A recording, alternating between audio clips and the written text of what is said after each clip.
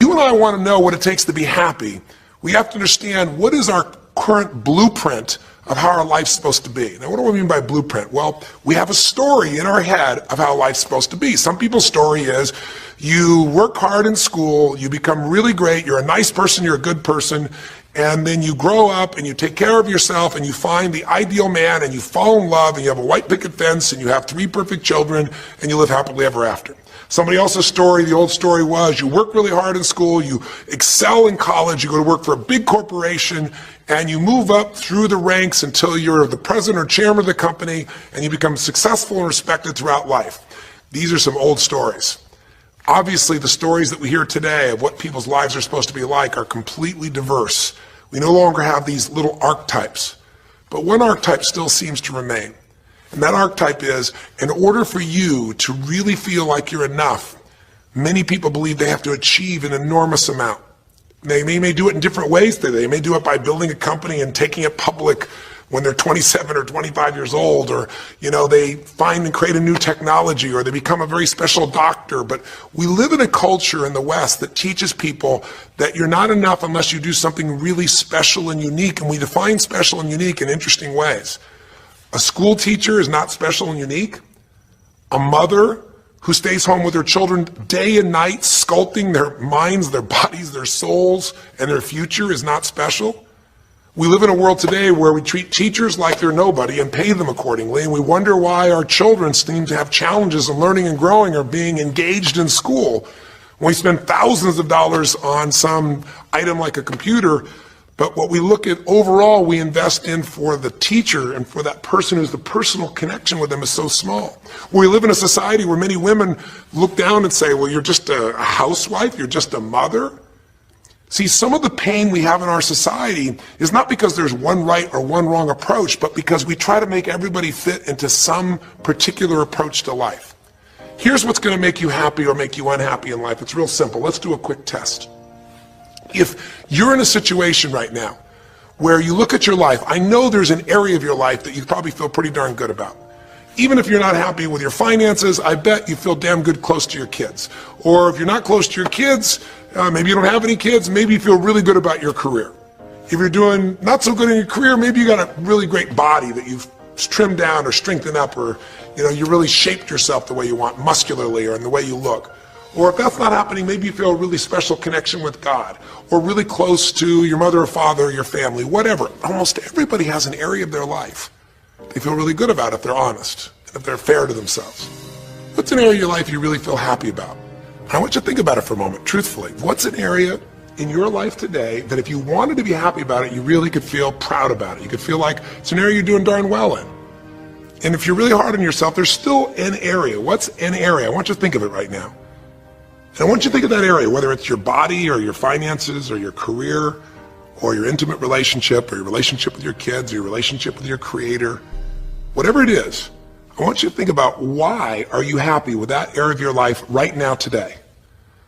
Why are you happy with that area of your life right now today? Really think about it.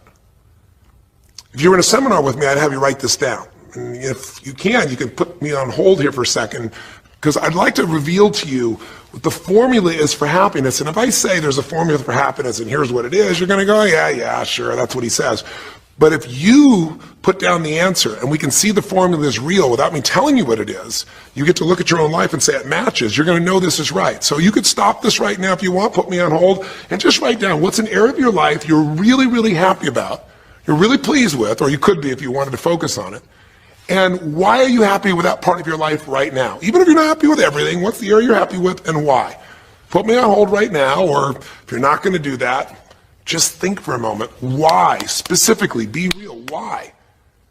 Now, when I ask this, if you turn me back on now, if I ask this of an audience, I'll have people write this down for a few minutes, and I'll call on people, and I'll say, share with the person next to you first. What are you happy about, and why are you happy in that area? And be specific. And after they share, I'll have people stand up, I'll call on a variety of people, and I say, ma'am, tell me, what are you happy about? And she'll say, well, honestly, I'm really happy with my body. She goes, I never thought I'd say that, but I used to be so unhappy with it, and I did some things, I pushed myself through, and now I exercise regularly, and I'm not perfect, but I feel fit, I feel strong, I feel energetic, and that's really, it just feels good to me. Now, I say to everybody, I'm now going to show you what the formula for happiness is. And it's real simple. I want to reveal it to you so you don't ever forget it.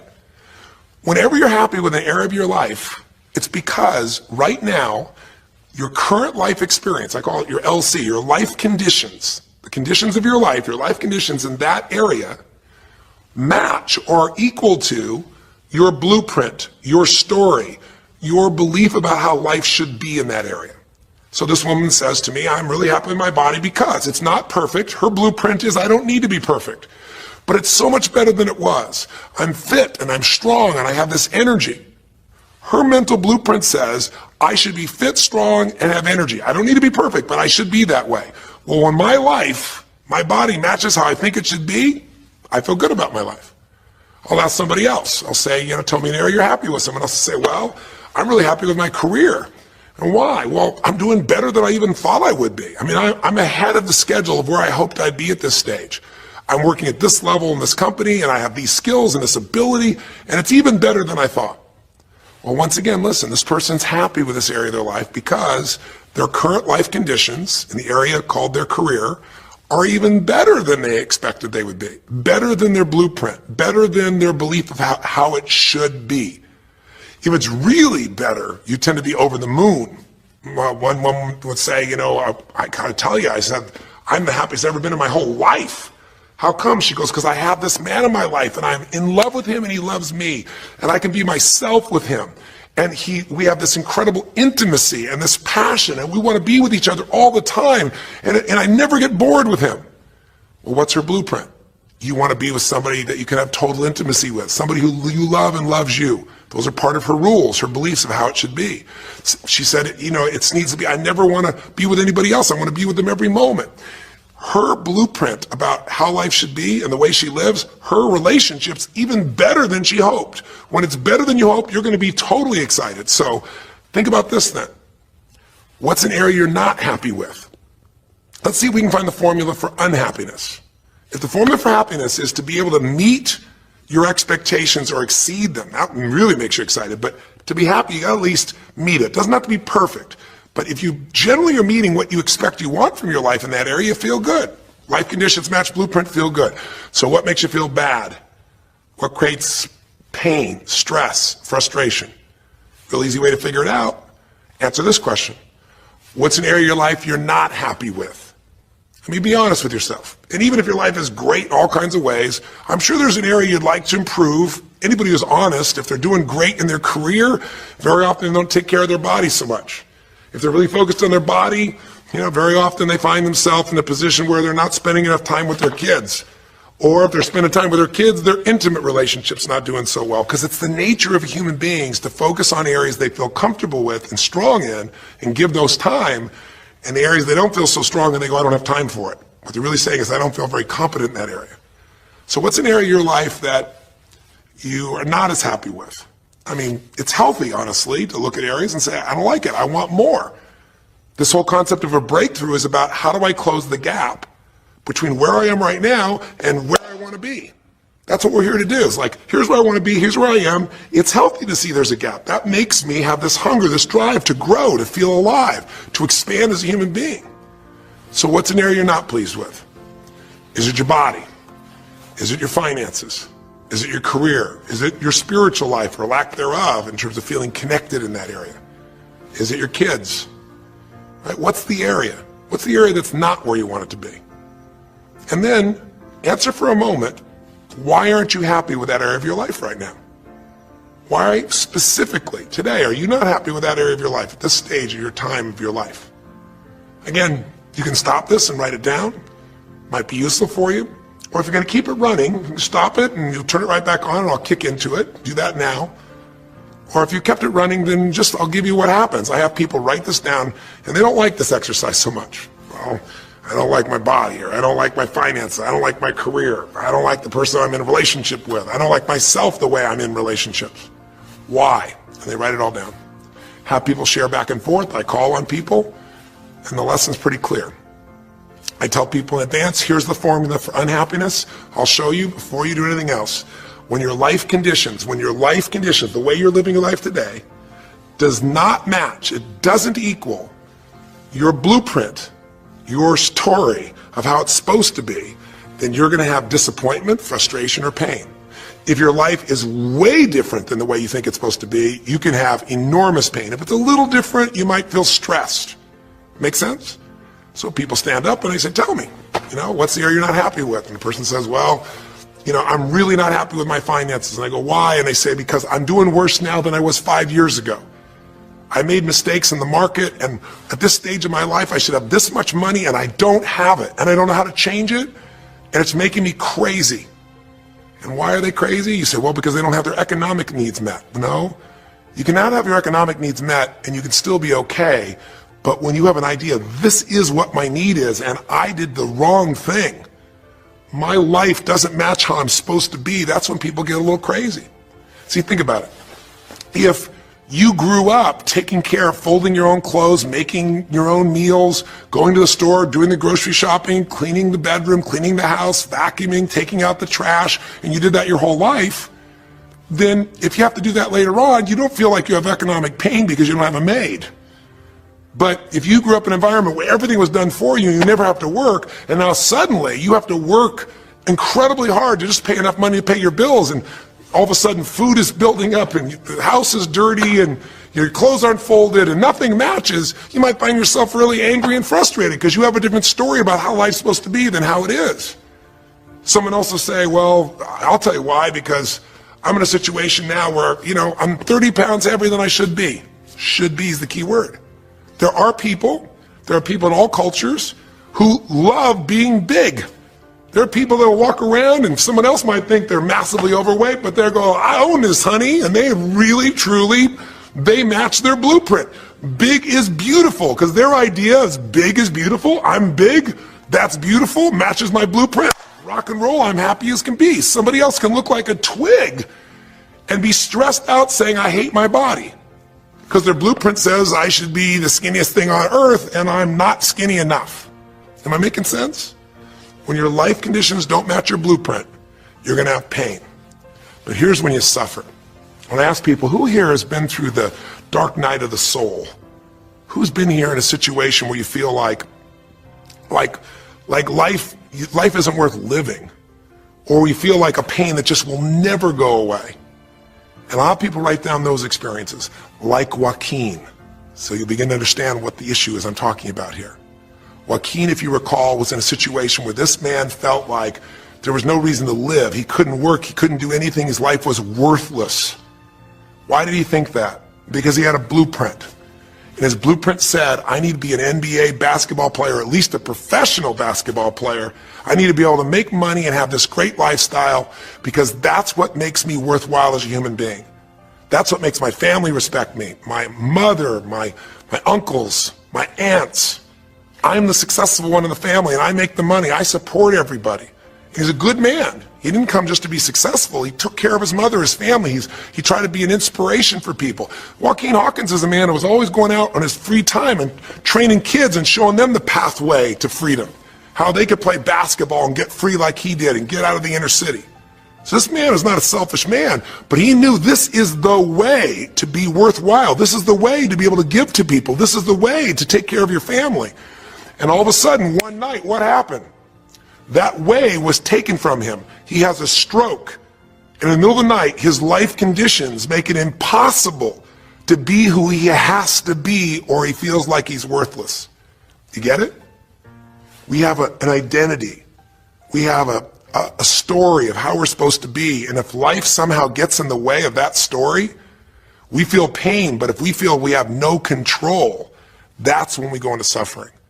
See, it's one thing to say my life doesn't match my blueprint, I got to lose weight. That might stress you out. Or my life doesn't match my blueprint, I'm not in a relationship, I got to get in one. That might motivate you even. You might not like it, but you're going to find a way to get in one. Or my career doesn't match how I should be, you could change it. But when you start believing that your life doesn't match your blueprint, and you have no control to change it, you're helpless, that's when people suffer. And so this week, for your breakthrough, it's a chance for you to start to take a look at your blueprint anywhere you're really having pain. Hey, look, if you're doing great in some area of your life, celebrate it, of course, and I'm sure there are many areas you are. But life is really a series of growth spurts. I mean, two things in life make you feel alive: growing and giving. And what's really wonderful about this man, Joaquin, is he was constantly growing, trying to get better, trying to be a better teammate, a better basketball player. Think about it. When he didn't make the teams and he didn't make the NBA, he didn't give up. He worked even harder. The guy was always striving to become something. And he became it, and he achieved it, and then life took it from him. Isn't that the common denominator with so many of the people in the stories of this 6-part series that you saw, these 6 specials? I mean, Frank and Kristen had a blueprint of what life was supposed to be about. We're supposed to get married and have children, and we're going to have our own business. And all of a sudden, life doesn't match the blueprint. And suddenly, there's depression. Because in their case, they said there's nothing we could do. But they were wrong. They were wrong because they discovered, and Frank discovered, I can make a difference in my wife. The chair, even though I didn't create this and didn't ask for it, this chair does not define me. I can become more than I was before. I can have the impact with my wife. I can have children. We had to change his blueprint because we couldn't change all the conditions of his life. Does that make sense? I couldn't get him to physically walk again. Maybe someday he will, but we can't count on that. What we got to count on is that he can be fulfilled by seeing he isn't helpless. And I did that through a series of experiences that violated what he thought he couldn't do. The same thing was true with almost every one of the people we worked with at some level. And in Joaquin's example, it was also true. Joaquin said, well, I can't ever have this quality of life again because I'm not a professional basketball player. And he was locked into that mindset, and all of us get locked at times. But to his credit, to a system of steps, we were able to break him out of that. We were able to get him to see that he isn't helpless. Because here's your choice. Watch this now. If you're suffering, if you're in pain, your life doesn't match how you think it should be, and you think you're helpless to change it, now you have only 3 choices. Choice 1, blame something. And that's what Joaquin did, if you recall. He blamed his coach, he blamed what happened to him, and of course these things were outside his control. But he blamed his coach. And a big part of the healing, if you watch this session, was bringing his coach in and getting him to see, hey, you know what, all that anger, all that resentment inside of you, Joaquin, A, it's not based on the truth, and B, like Nelson Mandela said, having resentment in your soul is like drinking poison and hoping that your enemy will die. It doesn't work that way. And when Joaquin was able to break out, his breakthrough was a change in perception, to realize this coach wasn't stopping me. I just felt like I lost everything, and so I don't know how to change it, so I'm looking for something to be mad about, someone to blame, so I don't have to blame myself, or I don't have to feel so helpless. Because when you're angry, you don't feel so helpless. You feel strong for the moment, even though it's a fake strength. When he was able to make that breakthrough, he could stop blaming. Because these are your 3 choices. When life doesn't match how you think it should be, blame something. An event, someone else, or yourself. As we talked about earlier in this series, blame games just destroy you. There's no progress when you blame. For the moment you feel okay, but nothing changes. What are your real choices? You only have 2 choices in life. If life doesn't match your blueprint, you either have to change your life. That is, you got to say, you know what, my body isn't there, I'm going to go work out. My relationship isn't there, I'm going to change it. I'm not making what I got to make. I'm going to retool. I'm going to get a new skill. I'm going to go back to school. I'm going to start a business. I'm going to do something. You have to do something to change your life. Or, in order for you to be happy, if you can't change your life, you're going to have to change your blueprint. Usually in life, it requires a little bit of each. Does that make sense? And if you change your life and change your blueprint, you can have an extraordinary life. And what you witnessed this man do was, once he let go of his anger and his denial, once he started to look at things, he began to find, by spending time with his family, that he was worthwhile being loved whether he played basketball or not. Of course he'd love to play basketball, but professional basketball was no longer a part of it. And we got to get Joaquin to shift that. And Joaquin is a metaphor for all of us. Because all of us are going to have times in our life when what we want or think life should be like isn't going to match how life really is. Those moments, if we blame, our life goes into pain. If we change, we can change our life and match our blueprint. But we have to also know when it's not within our control. And that's how we're able to make a shift and change what our story is for our life, what our expectations are, not by lowering them, but by changing what that model really is. I hope this makes sense to you. I'll give you a great example. Years ago, I do a lot of work with business people, celebrities, people of all kinds of walks of life. And I was dealing with a group of people, and they knew a very, very powerful celebrity. And to give that person privacy, I won't tell you too many details, you can't figure out exactly who it is, but it would be a person who was very successful as a woman, who was extremely attractive by cultural standards, a woman who's had a lot of dear friends, a lot of deep respect, so great skill, great ability, extremely talented, quite attractive, quite wealthy in financial terms, and lots of great friends. This would be, for most people's idea, the ultimate blueprint. If your life matches that description, you must have an incredible life. But ironically, this particular individual, as famous as they were, was depressed all the time. They had seemingly everything, and yet the person was depressed. How do you get depressed when you're smart, and you're strong, and you're beautiful, and you got great friends, and you're rich, and you're famous? Well, it's real simple. People said, I don't know what it is. Everyone's tried to help her. She's been through counseling. She's got all these different drugs. Nothing's working. She's taking antidepressants and she's still depressed, which is not uncommon, by the way. Because if you change the way you feel physically, but you still see your life doesn't match how you think it should be at some level, and you feel like you're helpless to change it, you're going to be depressed. So I said, bring her to me. I said, I can help her. I know that sounds like hyperbole, but I absolutely can help her. Well, how do you know that, Tony? Because I already know what the problem is. I know if someone's depressed, it's because they feel helpless because their life doesn't match how they think it should be. I just don't know what her blueprint is, but we'll find out what it is, and we'll either help her change her life or we'll help her change her blueprint, or both. Long story short, and very quickly, I'll tell you the core of it. She came to me and she spent maybe the first half an hour telling me, apologizing, saying, I know I should be happier. I know it's silly for me to be depressed. I don't know why I'm so depressed. I know I should be grateful for what I have, and I am grateful. And it was all these reasons why she knows she should feel good, but still didn't. And I tried to finally explain to her, listen, I don't care about that. I care about you. The fact that you're not happy has nothing to do with what you have or don't have. The fact that you're not happy is that your life doesn't match the way you think it should be. And you have some idea of how you think it should be. And worse, if you're this depressed after all this time, you feel like you can't do anything. You have no power to change it. You feel helpless. And she looked at me in a certain way, and I said, so what is that? What did you want your life to be like? She goes, well, it sounds stupid. I said, it's not going to sound stupid to me.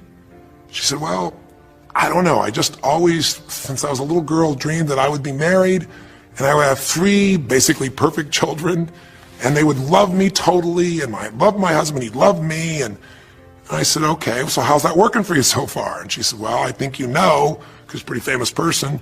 She said, I'm divorced twice, I have no children, and I'm now X age.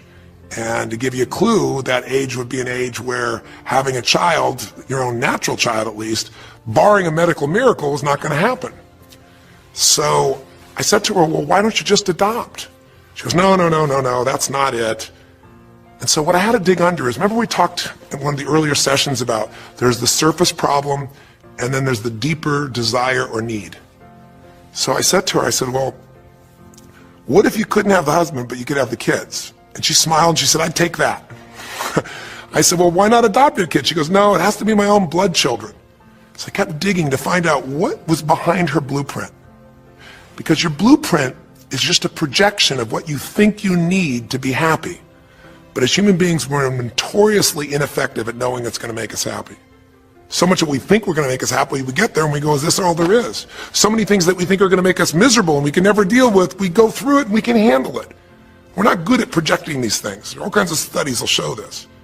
So I said to her, well, what are you hoping to get from these 3 children? Why do they have to be your blood children? And she finally said, well, if they're my blood children, I know they'll always love me. They'll never leave me. What was she looking for? Unconditional love. She had this big blueprint that said, White House, picket fence, 3 children, perfect husband, all these different things. But what was behind that was a need to feel like she could have love that would be certain and wouldn't go away. So I can help her meet that need. So I said to her, I said, well, maybe one reason you don't have a husband is because every time you look at one, you're trying to figure out if he's going to get you those 3 kids in time and how that's going to happen. And maybe he feels a little stressed when you're looking at him this way because he can feel what's going on behind your bed, even if he doesn't know what the words are. And she started to laugh. She goes, I guess I've probably been that way a good portion of my life. And she goes, people wonder, why I'm so uptight. I said, you're uptight because You felt like you're running out of time trying to meet some picture. But I said, all you really want is love. I said, don't you have a lot of love in your life? Tell me about your friends. And gradually, I got her to start seeing this love that she was trying to get was already here. It didn't match the picture. Maybe we could paint a new picture of what life could really be like and make sure that picture met her deepest needs. That's basically what we did with Joaquin. Joaquin wanted to be a professional basketball player because he loved basketball, yes, but also because he wanted to be that man who was a leader. He wanted to be the man who was the good man. He wanted to be the one who brought energy to people. He wanted to be the man people would look up to. He wanted to be the man who could take care of his family in style, all of his family, not just his daughters and his wife, but other people as well. Underneath it all, he wanted to know that he mattered.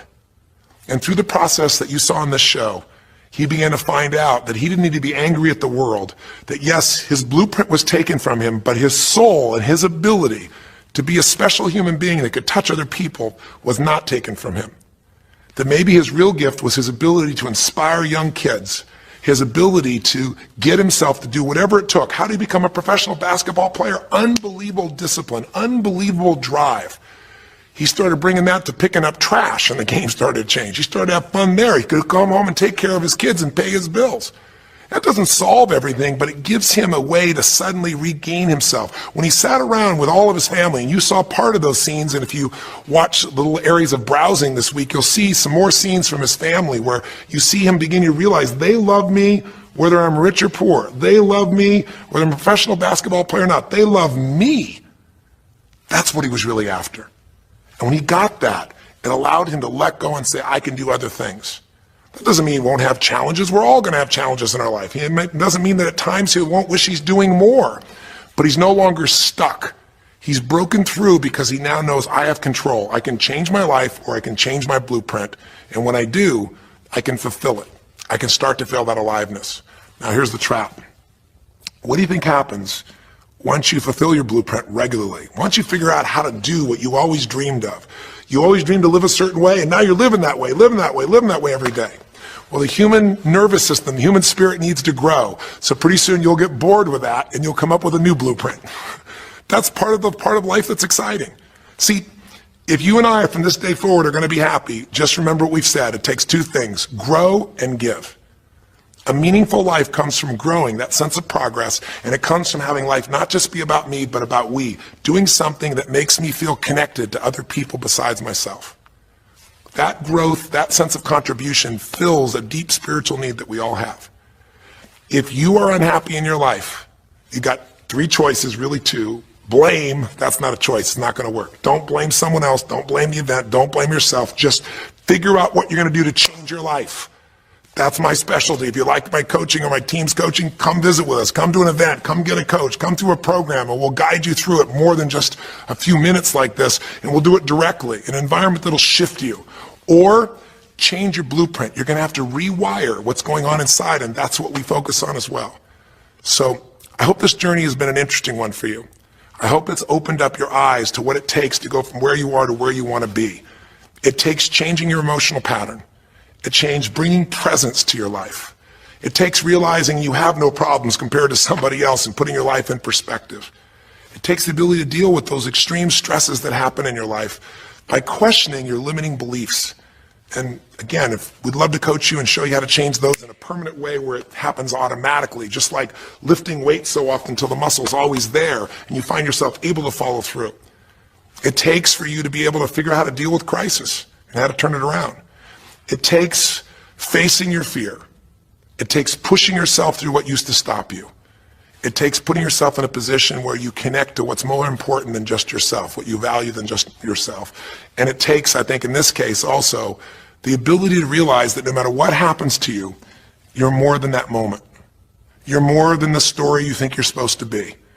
And that even when you're not matching what you think you need to be, maybe there's a reason for that. Maybe you're having to find a different part of yourself that's going to fulfill you at a much deeper level.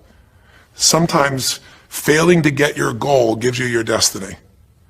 I can't tell you how many people I've known over the years who had an idea of what they thought their life was supposed to be like, and they didn't achieve it, and they felt miserable and upset and frustrated, and one day an opening happened, and they went, oh my God, thank God that didn't happen.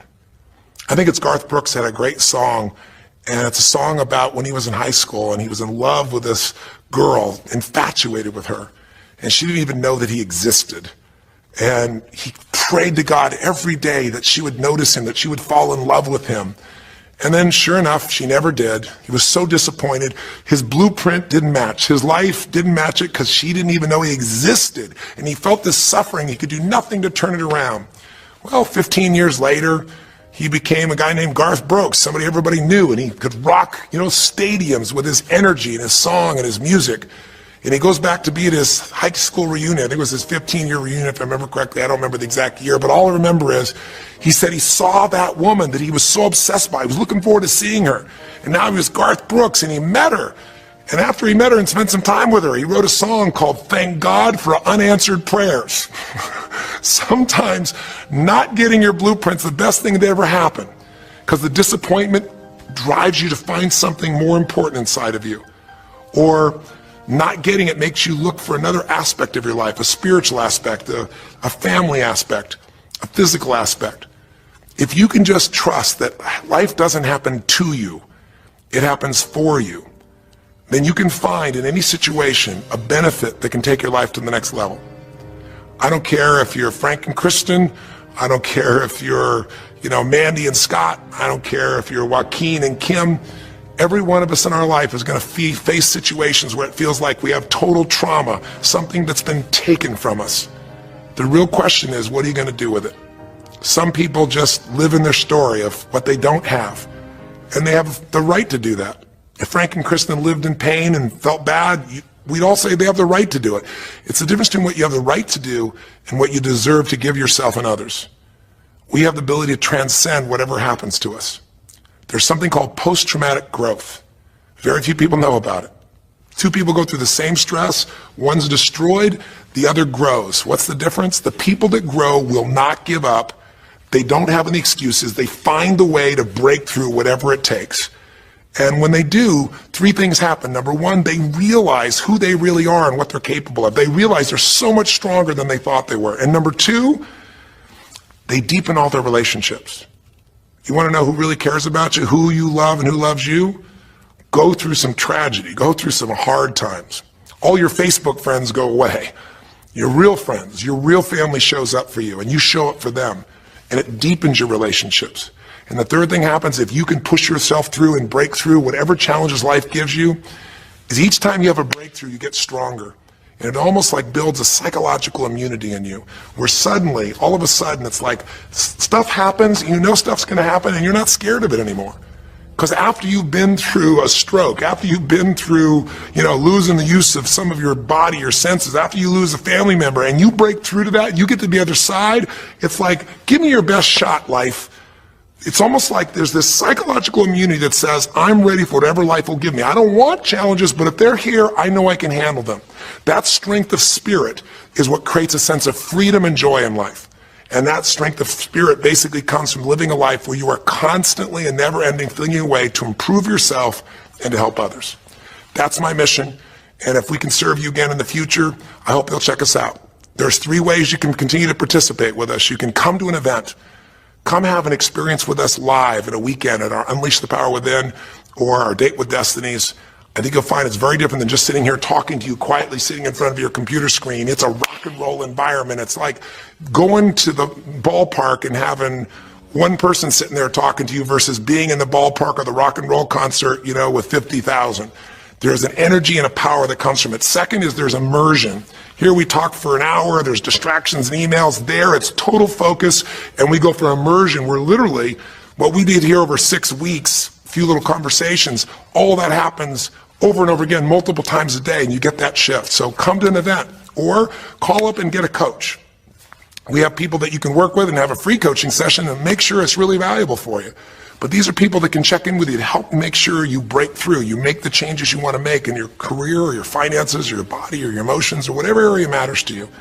And finally, lastly, and probably most importantly, every day you got to feed your mind. Because every day most of us are turning on, some form of news. It shows up in our pocket, in our Blackberries or iPods or our iPhones, I should say.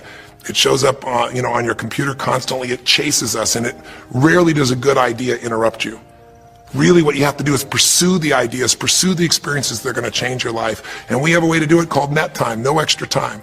A way where you can keep feeding your mind the stuff that really matters with some products or services. So if you're interested in any of those things, be sure to click on your interest of an event or interest in having a free coaching session, or maybe try one of our audio programs, because the other challenge here is with video, you got to sit here potentially and watch me, but with audio, you can do it while you're working out, you can do it while you're cleaning the house, you can do it while you're driving in the car, while you're getting to work.